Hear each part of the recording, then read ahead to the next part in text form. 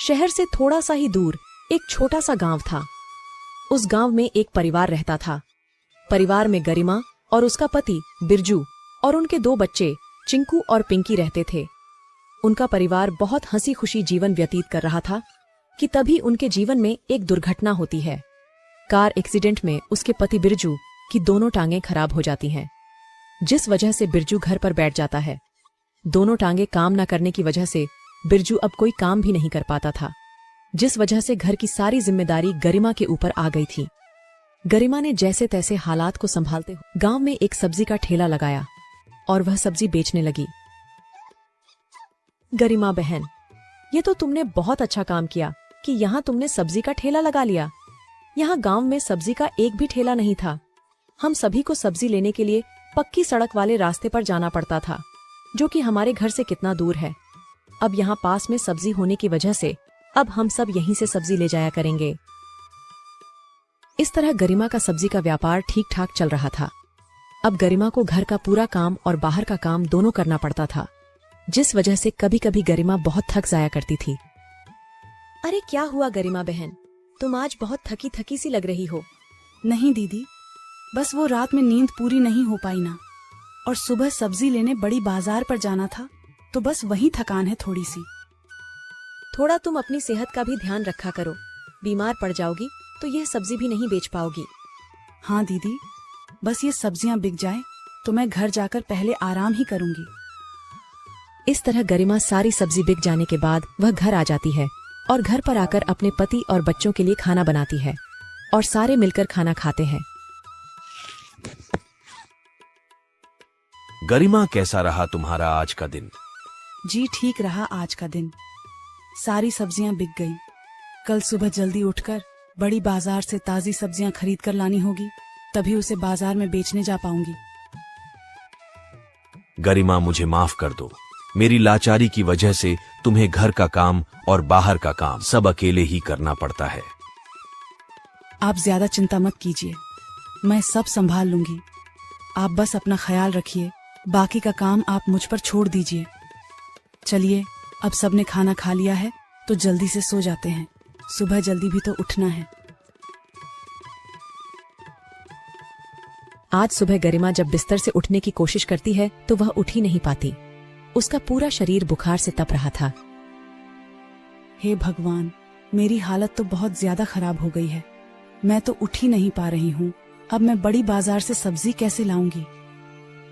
तबीयत ज्यादा खराब हो जाने की वजह से गरिमा बड़ी बाजार से सब्जियां लाने नहीं जा पाती है।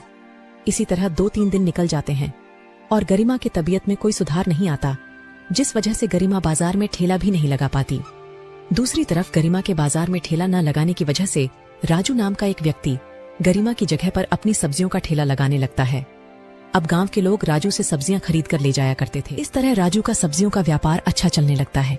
ऐसे ही 1 हफ्ते बीत जाने के बाद गरिमा की तबीयत में सुधार आ जाता है और गरिमा फिर से बाजार में सब्जी का ठेला लगाने आती है तो उसने देखा कि उसके ठेले लगाने वाली जगह पर एक दूसरा ठेले वाले ने अपना ठेला लगा रखा है। गरिमा उसी के बगल में अपना ठेला लगा लेती है, लेकिन गरिमा की दुकान पर कोई सब्जी खरीदने नहीं आता, क्योंकि 1 हफ्तों के अंदर राजू का सब्जी का दुकान काफी अच्छा चलने लगा था और उसने काफी अच्छे ग्राहक भी बना लिए थे, जिसकी वजह से सब उसकी दुकान से ही सब्जियां खरीद रहे थे। इस तरह गरिमा की आज एक भी सब्जी नहीं बिकती है और वह अपनी सब्जियों का ठेला लेकर घर आ जाती है। क्या हुआ गरिमा, तुम इतनी उदास क्यों? जी, आज हमारी एक भी सब्जी नहीं बिकी। क्यों, गांव के लोगों ने सब्जी खाना बंद कर दिया है क्या?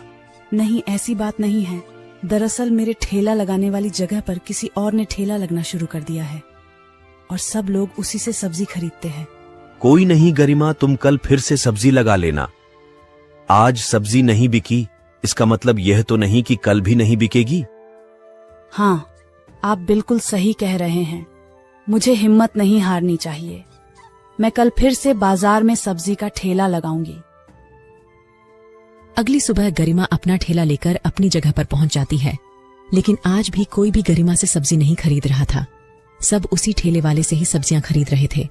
एक भी सब्जी न बिकने से गरिमा बहुत परेशान हो जाती है। हे भगवान, आज भी एक भी सब्जी नहीं बिकी। ऐसे तो ये सारी सब्जियां खराब हो जाएगी।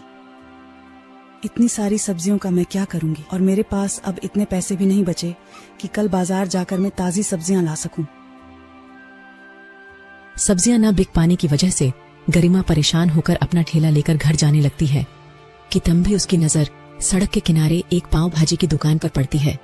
दुकान वाला पाव भाजी बना रहा था। वह दुकान वाला अलग अलग प्रकार की सब्जियां को मिलाकर उसकी भाजी बना रहा था। उसको देखकर गरिमा को एक विचार आता है। क्यों ना मैं पाव भाजी का ठेला लगाऊं, ये सारी सब्जियां भाजी बनाने में काम आ जाएगी। क्या पता मेरा पाव भाजी का काम ही चल जाए। यह सोचकर गरिमा घर आ जाती है और वह अपना विचार अपने पति बिरजू को बताती है। बिरजू भी उस पर अपनी सहमति जताता है। फिर क्या था, अगले दिन गरिमा बाजार में अपने ठेले की जगह पर पाव भाजी का ठेला लगाती है। गरिमा के पाव भाजी के ठेले पर से बहुत अच्छी खुशबू आ रही थी, वजह से लोग उसकी दुकान पर आते हैं और पाव भाजी खाते हैं। लोगों को गरिमा की बनाई हुई पाव भाजी बहुत पसंद आती है। थोड़ी ही देर में गरिमा की दुकान पर पाव भाजी खाने वालों की भीड़ लग जाती है और इस तरह गरिमा का पाव भाजी का काम चल जाता है। अब गरिमा सब्जियों का ठेला लगाना छोड़ पाव भाजी का ठेला लगाया करती थी। थोड़े ही दिन में गरिमा की स्थिति में काफी सुधार आ जाता है और फिर से वह सब अपना जीवन हंसी खुशी व्यतीत करने लगते हैं।